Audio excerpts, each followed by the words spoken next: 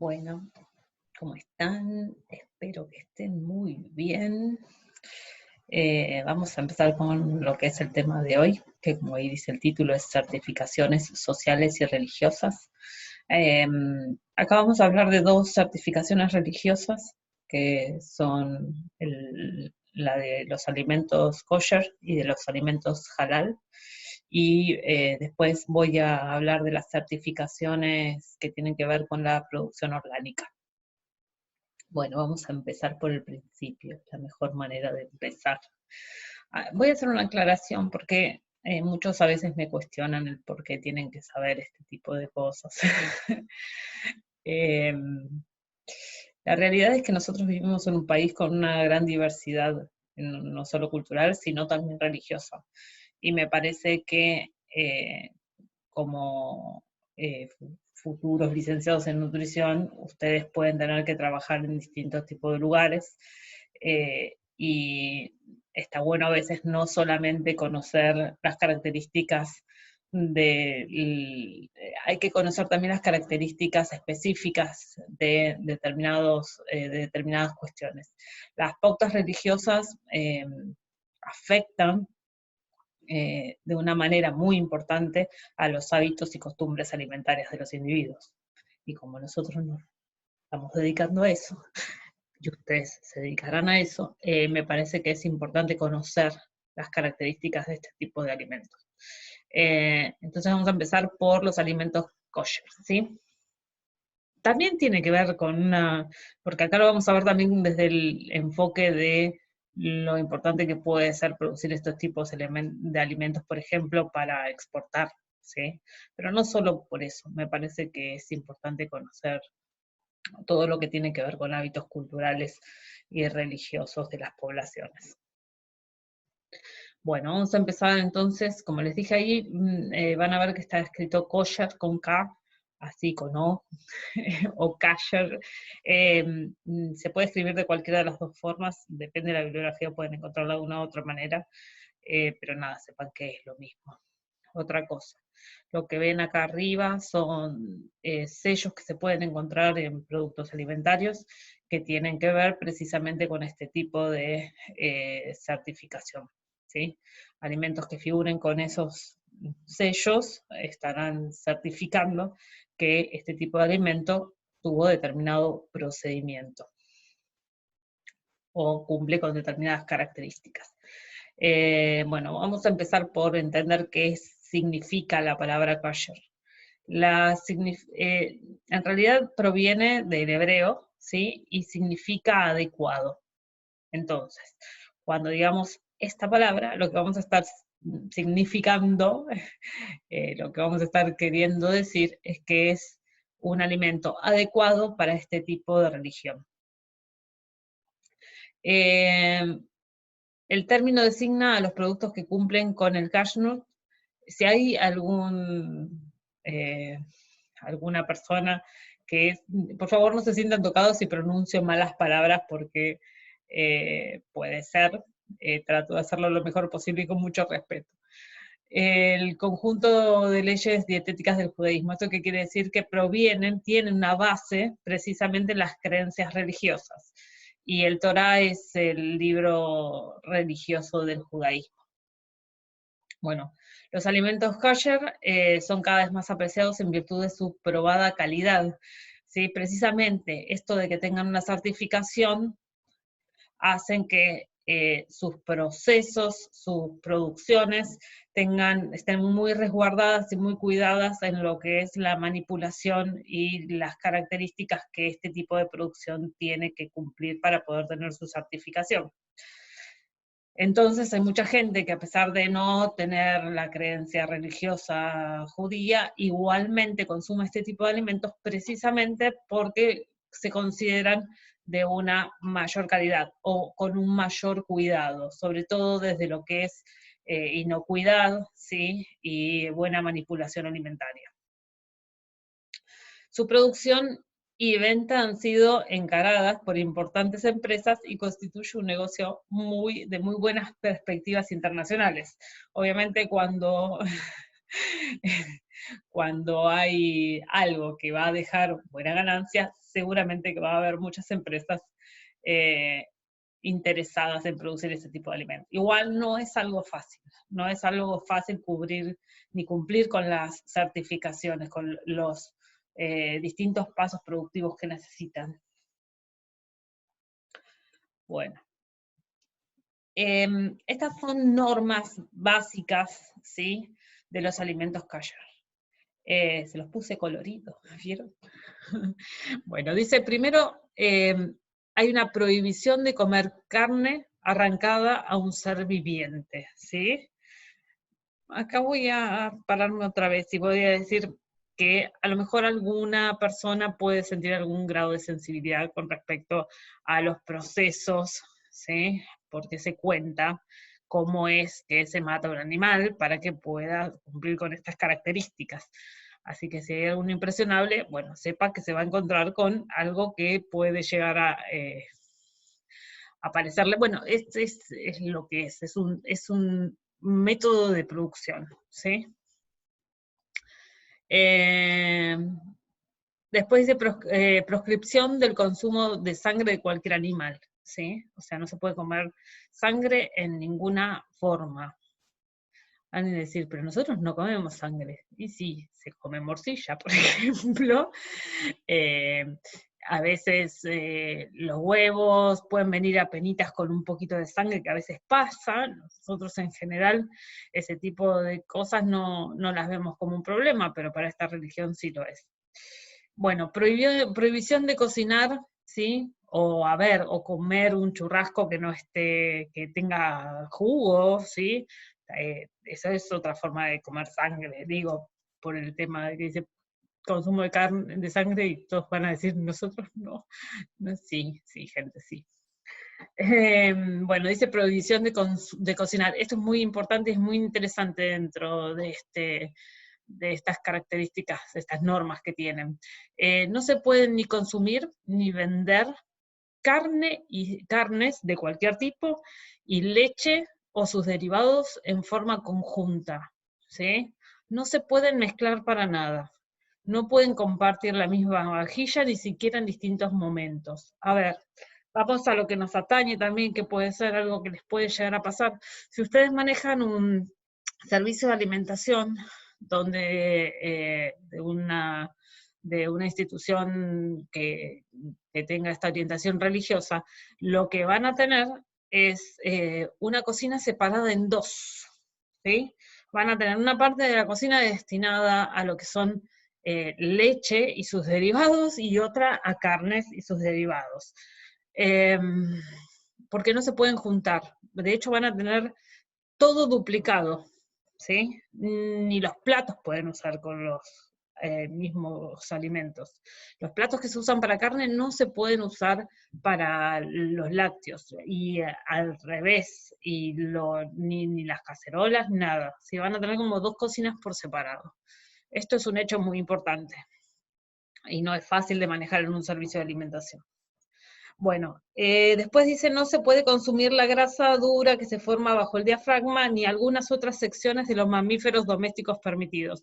Hay algunos determinados cortes que no se pueden consumir, aunque sea de animales permitidos. Por ejemplo, los cuartos traseros de los animales son permitidos solo una vez que es extirpado el nervio ciático, ¿sí? Estas son algunas de las normas de los alimentos kosher. Bueno, ¿cuáles son los alimentos kosher permitidos y cuáles son los no permitidos? Bueno, los animales permitidos se les llama tahor y significa puro o limpio, y los no permitidos se les llama tamé y significa sucio o impuro. ¿Esto qué quiere decir? Que entonces hay hay animales que se pueden consumir y hay animales que no se pueden consumir directamente. Dentro de los animales que se pueden consumir tienen que ser producidos y faenados con determinadas características, ¿sí? Si no, tampoco se podrán comer.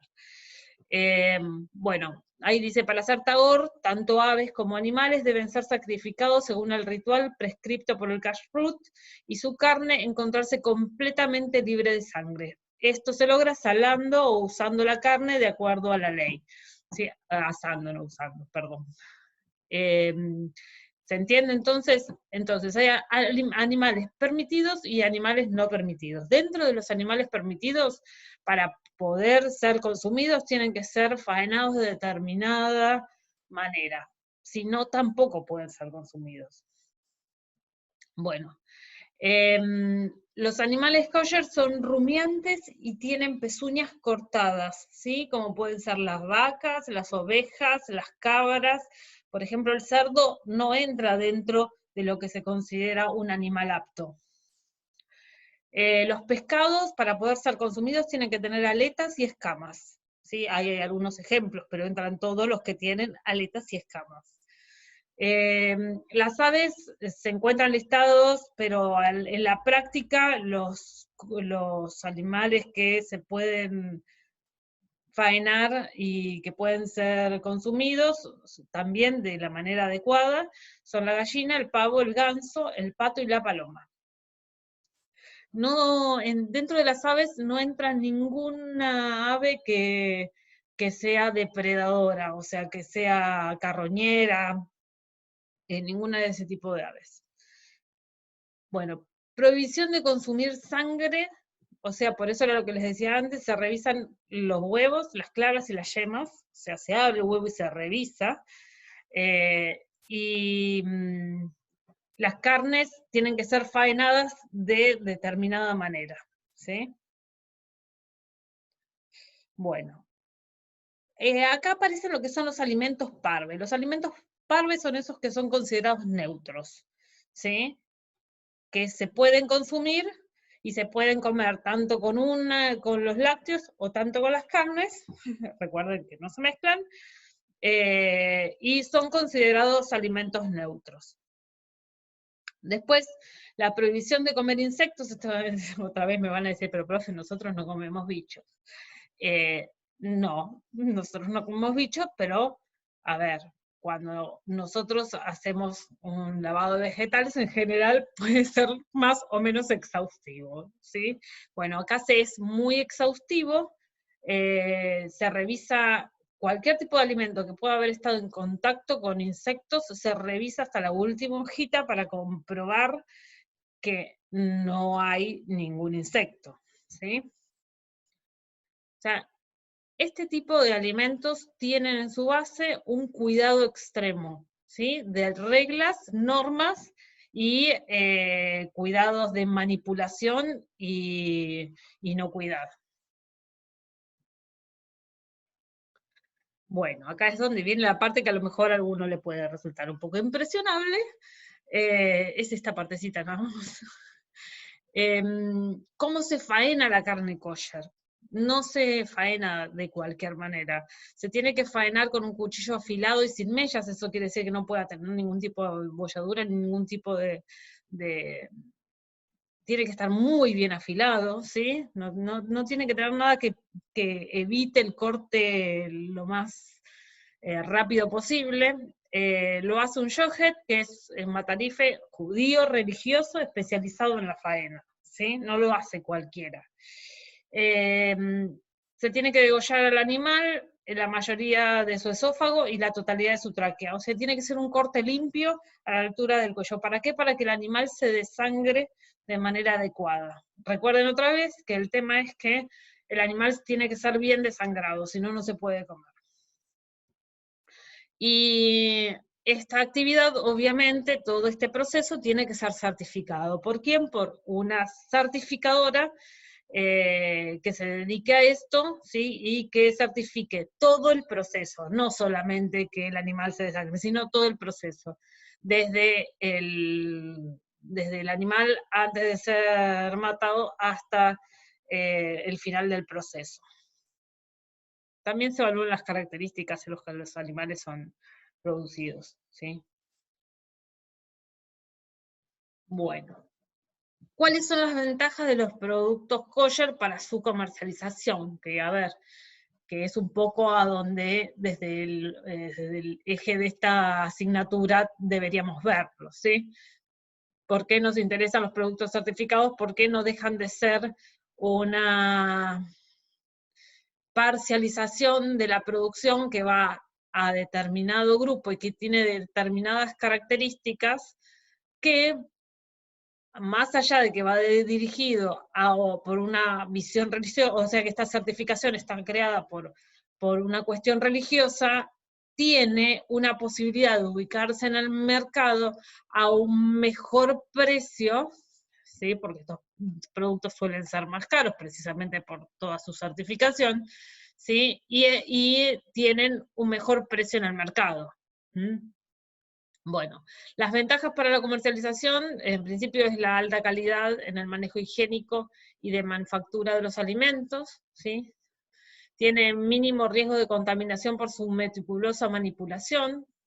Nada, todo lo que yo les dije, el tema de que sean seleccionados determinados alimentos, que esos alimentos tengan determinado cuidado, que se revisen bien, que sean certificados, todo eso hace que obviamente disminuya lo que es las contaminaciones por manipulación.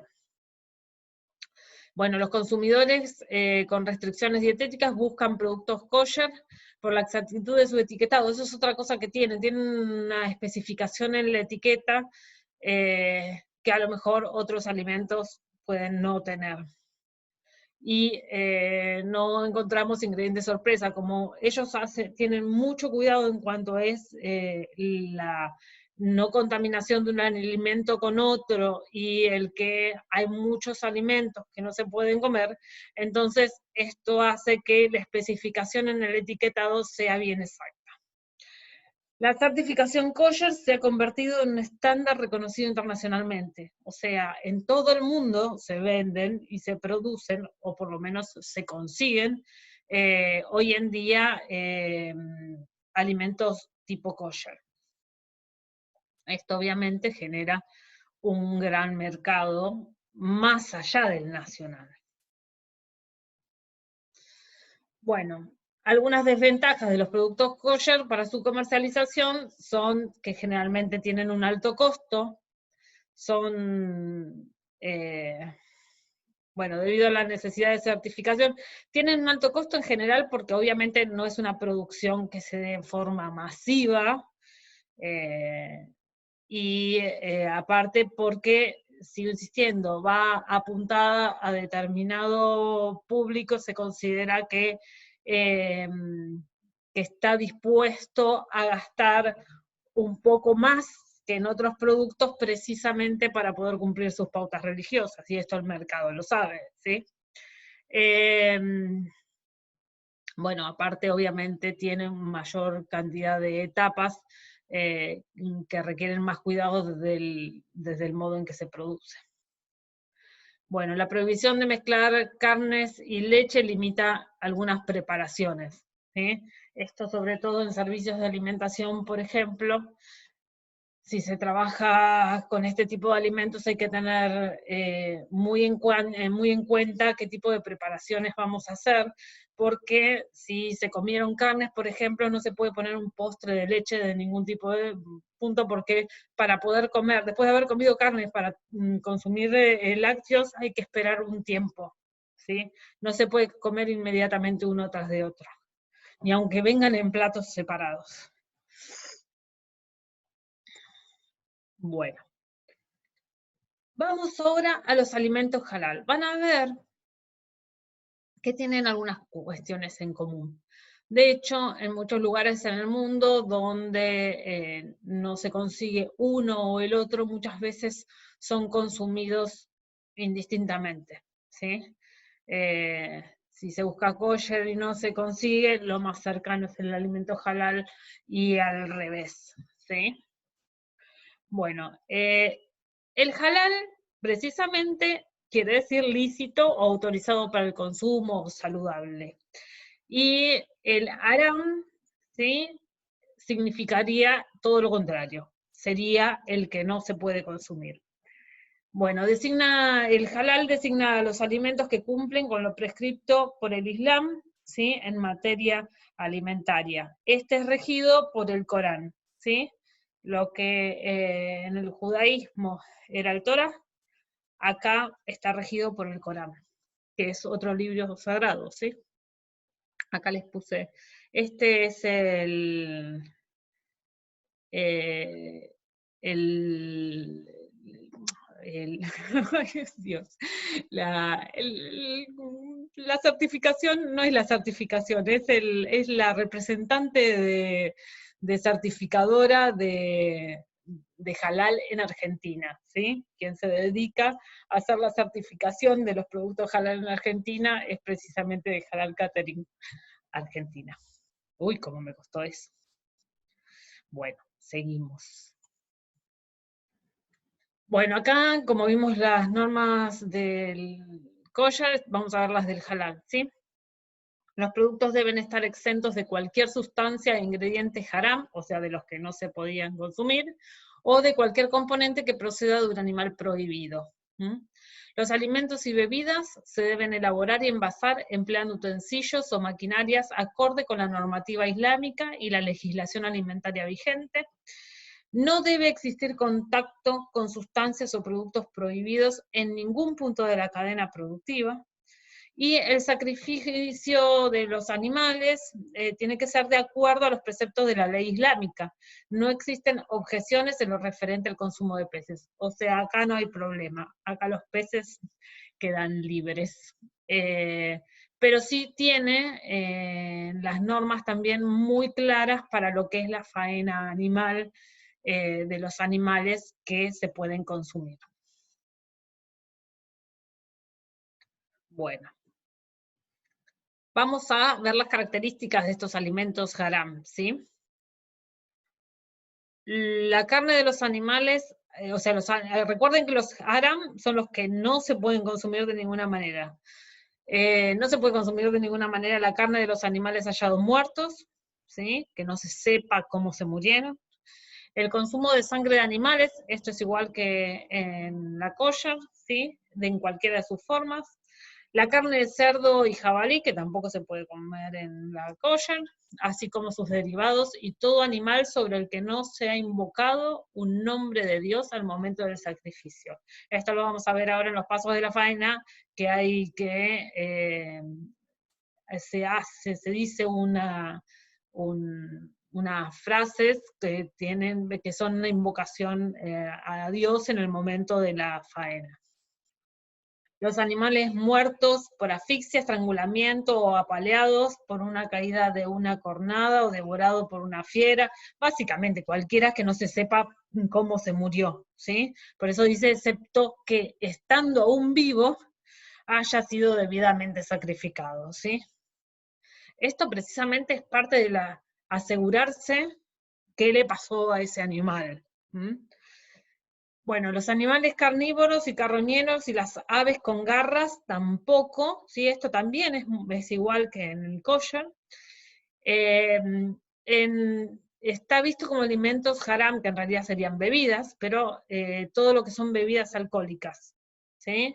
Todo lo que son sustancias nocivas o venenosas, obviamente, y plantas o bebidas intoxicantes, que están prohibidas. Partes de los animales que se hayan cortado mientras que estaban vivos, y los derivados de animales prohibidos o de animales que no fueran sacrificados de acuerdo al rito del halal. ¿Sí?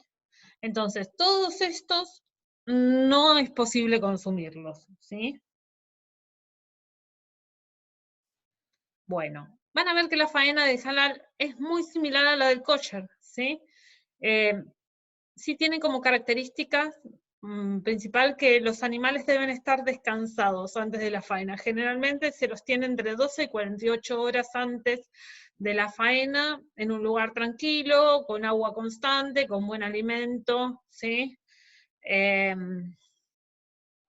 Después, ahí es donde yo les decía que se dice una frase, se invoca previamente el nombre de Dios antes del deshuello.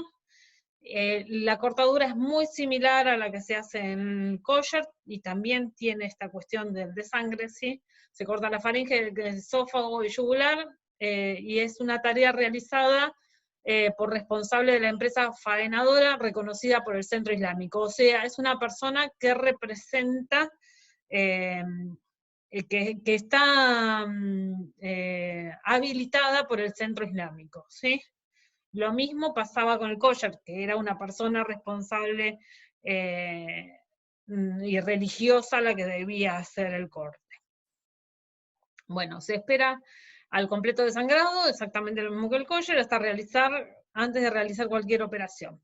Se almacena en instalaciones donde no haya habido otro tipo de animales haram, y el control lo hace SENASA, obviamente, y se obtiene una certificación como la kosher, pero que depende del centro islámico, por la certificadora que les mostré al principio.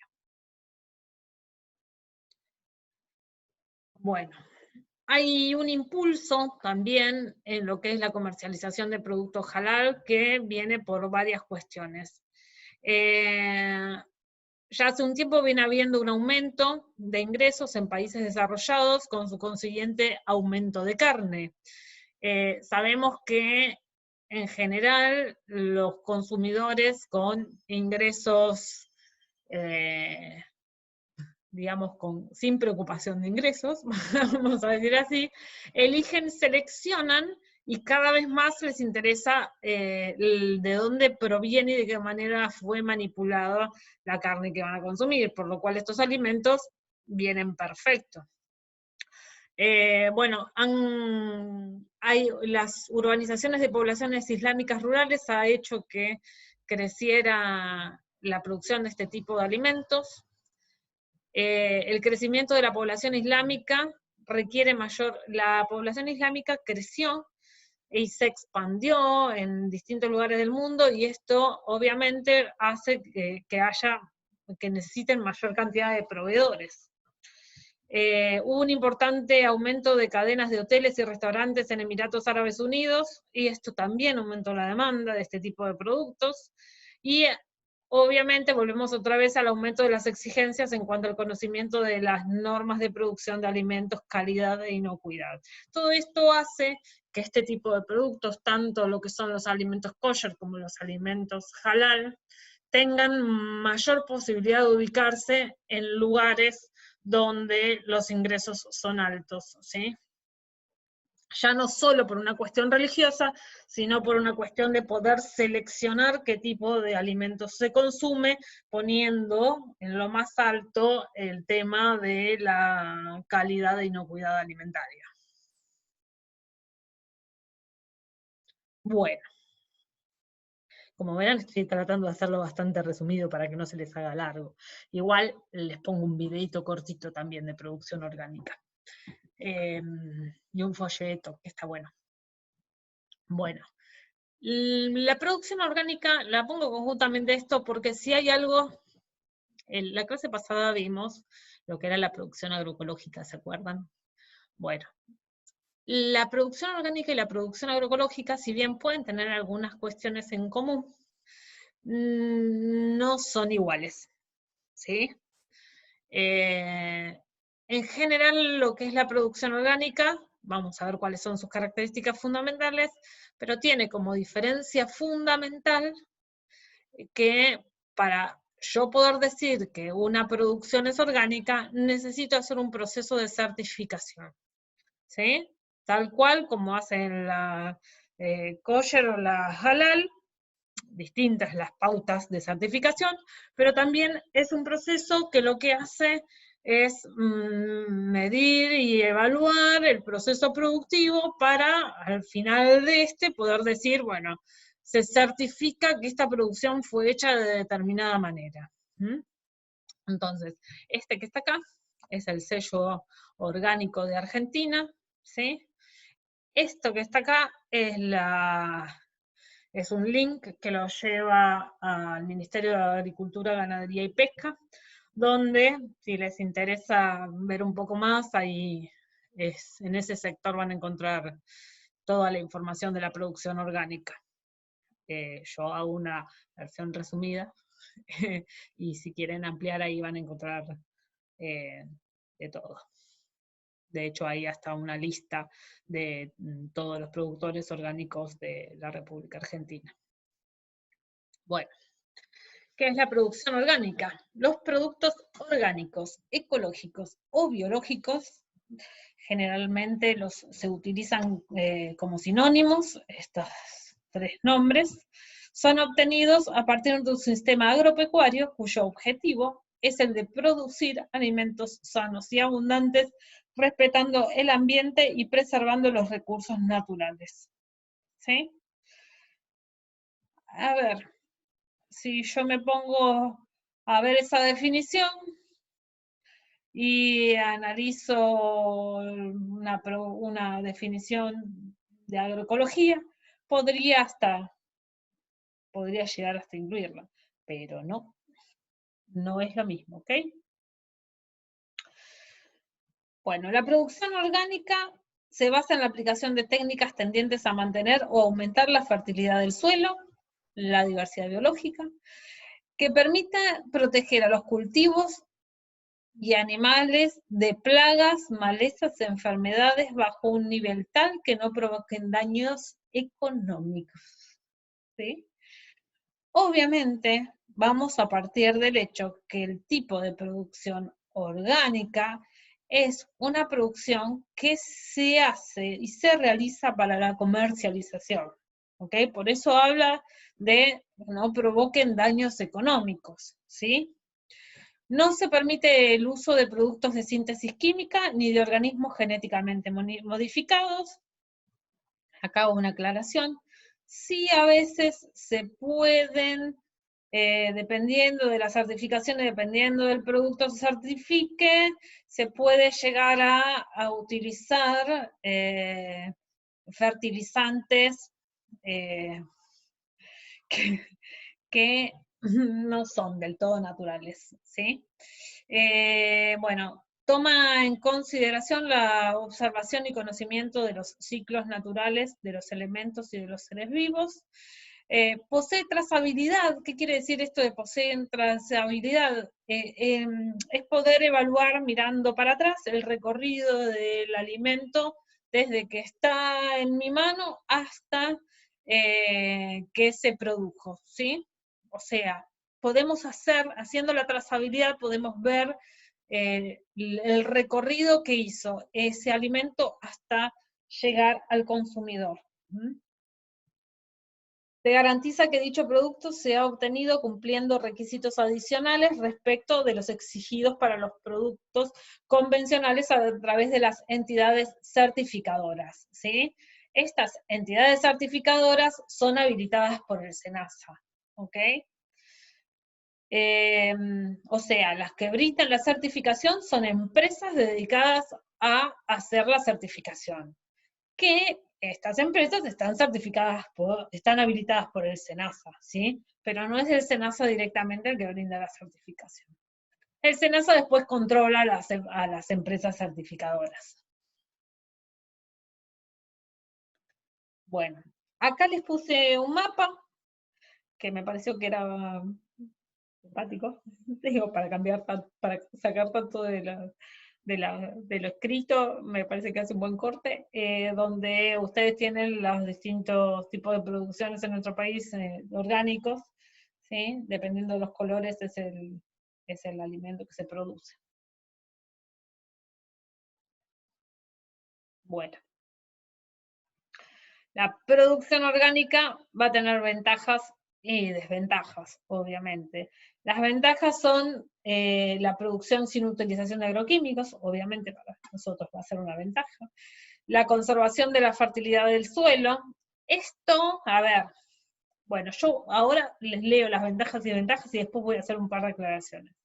La conservación entonces de la fertilidad del suelo, el uso sostenible del suelo y otros recursos, eh, que es amigable con el medio ambiente, ¿sí? Que tiene un uso de conocimientos tradicionales, algunos sí, uso de policultivos, sigo insistiendo que después voy a hacer una aclaración, proceso productivo autosostenible, se presupone que para que funcione tiene que ser un proceso productivo autosostenible, y de desventajas tenemos en principio que la tecnología y la asistencia técnica es limitada, que es relativo, ¿no? Lo que es una desventaja, pero bueno, baja disponibilidad de insumos orgánicos, dificultad de garantizar el cumplimiento de métodos orgánicos, las certificaciones obligatorias generalmente es una cuestión costosa, los mercados son limitados y con altas exigencias, esto es una de las desventajas. Procesos de reconversión largos y costosos, ¿esto qué quiere decir? Que si yo estaba produciendo de otra manera hasta poder llegar a decir que tengo una producción orgánica va a pasar un tiempo, ¿sí? Porque la empresa certificadora no me va a certificar inmediatamente. Me va a decir, bueno, vos empezás a trabajar de manera orgánica y cuando yo venga, testé que no encuentro ningún producto, ningún agroquímico en tierra, que mido y no aparece en ningún lado, bueno, ahí puedo certificarte, ¿sí? Pero en el proceso, en el cambio, uno no es orgánico hasta que no certifica. Y después dice, difícil renunciar a insumos químicos y a la reducción del uso de maquinaria. Bueno, ahora voy a hacer las aclaraciones. En general, en nuestro país, las producciones orgánicas que son autosostenibles, esto es decir, que producen una cantidad de producción, valga la redundancia, que asevera un rédito económico valedero importante para los productores que trabajan de esta manera. En general son producciones que tienen que ver con producciones para exportar, ¿sí? Eso por un lado. Después este tipo de producciones que están miradas con una cuestión de exportación, en general no son policultivos, en general son monocultivos. Obviamente esto trae un problema con esta ventaja, que es la conservación de la fertilidad del suelo, porque en general, para poder mantener la fertilidad del suelo, es muy conveniente la rotación de cultivos.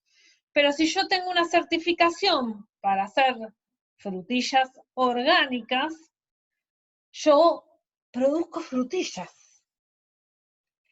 Y tengo mi comercialización y tengo ubicadas mis frutillas para exportar a donde quieran, no sé, a París, o voy a exportarlas a Emiratos Árabes, o a donde sea que voy a exportarla, yo tengo que producir frutillas, porque Emiratos Árabes me va a comprar frutillas orgánicas, no otra cosa. Y esto a veces complica el tema de mantener la fertilidad en el suelo sin utilizar fertilizantes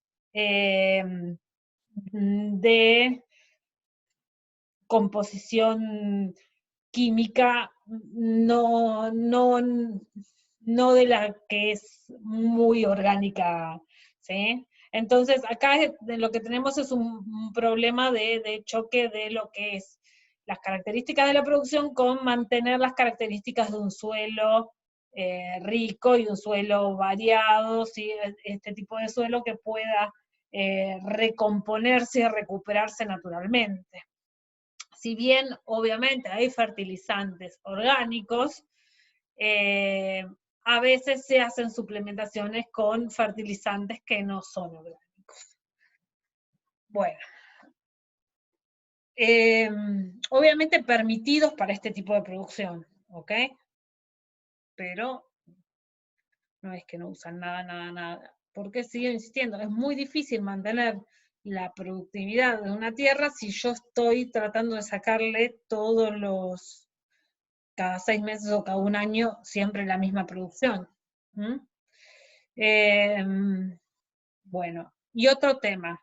Este tipo de producción orgánica certificada tiene un problema bastante importante. Por ejemplo, necesita que el productor tenga determinada espalda para soportar en principio el proceso, pasarse de un sistema a otro, y en general, para tener un rédito económico, y un pensamiento a largo plazo en este tipo de producciones, los productores deberían ser todos dueños de la tierra. ¿Mm? Cosa que en lo que es la producción a pequeña y mediana escala en nuestro país no es así. ¿Sí? La mayoría de las producciones a pequeña y mediana escala en nuestro país son producciones que quienes producen son arrendatarios o son dueños de muy pequeña parte de esa tierra y otra parte la arriendan, o son usurpadores o ocupantes de las tierras. ¿Sí? Por lo cual, pensar en largo plazo una producción orgánica con certificación es bastante complejo. ¿Sí? Por eso hacemos una distinción importante en lo que es la producción agroecológica y orgánica. Fundamentalmente, entonces, la producción agroecológica no tiene certificación, la orgánica sí la tiene. La producción agroecológica se basa en el conocimiento del productor, ¿sí? Y en la confianza que se puede generar entre el consumidor y el productor en una comercialización corta y directa. En cambio, como dijimos recién, lo que es la producción orgánica en general en nuestro país está apuntada a exportar, por lo cual el conocer al productor, conocer al consumidor, ahí se pierde, y por eso precisamente se necesita una certificación, ¿sí? Porque si vuelvo otra vez, si en Emiratos Árabes no les sirve conocer a quién produce, no. Ellos van a querer una certificación donde una empresa se haga cargo de que esos alimentos que están llegando con la certificación de orgánico, así sean y cumplan con las características. Bueno, entonces, y terminando, la producción agroecológica la puede hacer cualquier tipo de productor, pequeño y mediano, ¿sí? Y gran productor también. Pero la producción orgánica, al necesitar certificar y al necesitar en general tener un mercado para exportación, es difícil que los pequeños y medianos productores puedan volcarse a este tipo de producciones. Bueno, esto no quiere decir que no haya pequeñas producciones que puedan tener una producción certificada y orgánica, pero en general sepan que de lo que se produce orgánico en nuestro país, la mayor parte, ¿sí? En un momento llegó a ser el 98% se exportaba. O sea que para el consumo quedaban 2%, y la realidad es que esos productos, otro tema, suelen ser productos que obviamente son más caros que productos no orgánicos. ¿Sí? Estos, si van y tratan de conseguir productos orgánicos, van a ver que las diferencias de precios son significativas. No nos olvidemos que no solo está la producción, sino que hay una empresa certificadora que cobra por esto, por lo cual hay un valor más que se agrega al precio del producto. Y la agroecológica en realidad está pensada, y la visión agroecológica está pensada en el comercio justo, ¿sí? Justo para el que produce y justo para el que consume, ¿sí? Es un valor, por eso se busca tanto achicar las cadenas de comercialización, precisamente para que no haya muchos puntos en el medio donde esta cantidad de dinero de la producción al consumo se disipe en mucha cantidad de gente y terminen los productores ganando nada por sus producciones, y que los que ganan sean los intermediarios.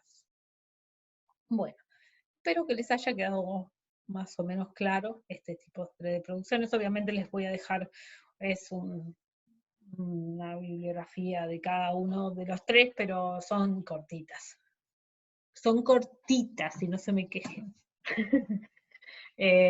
Igual esto no entra para el parcial, ¿sí? Así que respiren, a ver, respiren, muy bien. Esto no entra para el parcial, ¿sí? La idea es que hasta el parcial entra lo que vimos hasta la clase pasada.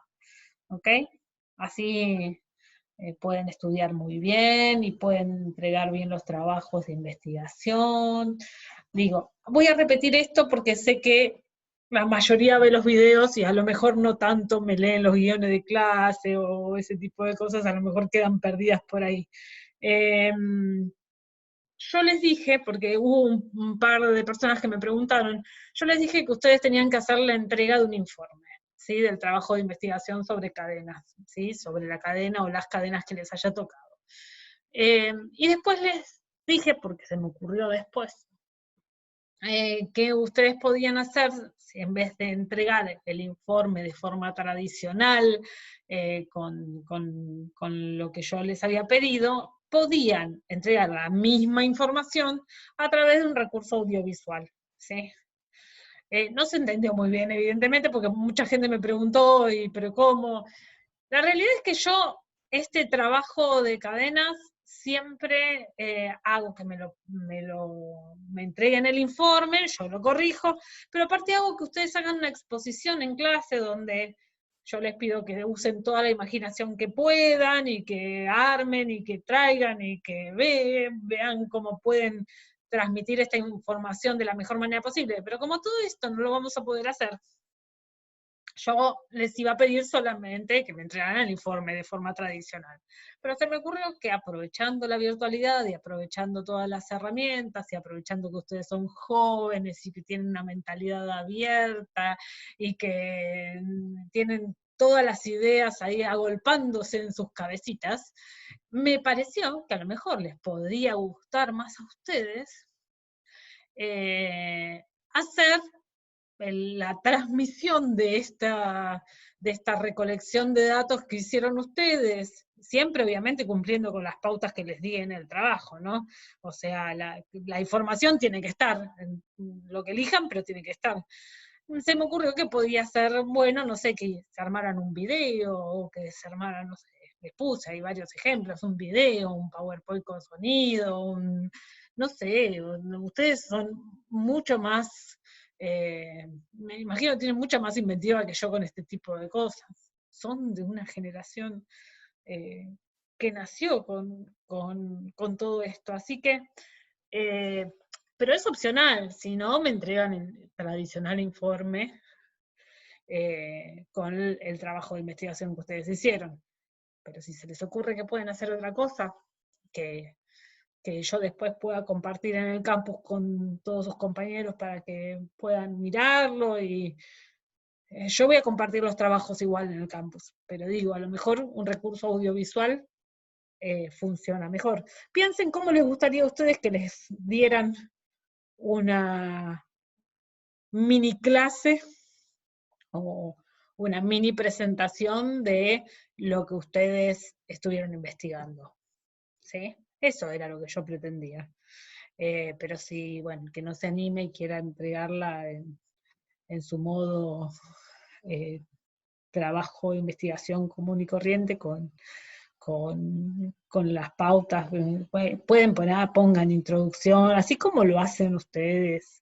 No, no les voy a poner yo pautas generales, ¿sí? Alguien me preguntó, ¿y cuántas páginas? No, y depende de la cadena que les haya tocado.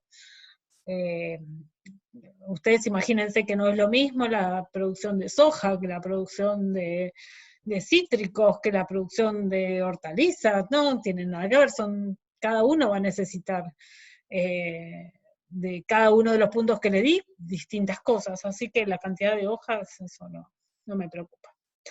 Bueno, me quedé de charla. Esto dije, me hacen falta, chicos. Bueno, nada más. Ya está, listo, terminé. Vean el resto del material y estamos en contacto. Ah, otra cosa. Bueno, alguien me pidió si podía hacer un simulacro de parcial. Yo no les, un simulacro de parcial me parece como mucho. Pero a lo mejor les hago algún cuestionario chiquitito. Seguramente para el parcial usaré para armar el parcial la aplicación del cuestionario, la herramienta de cuestionario que tiene el mismo campus.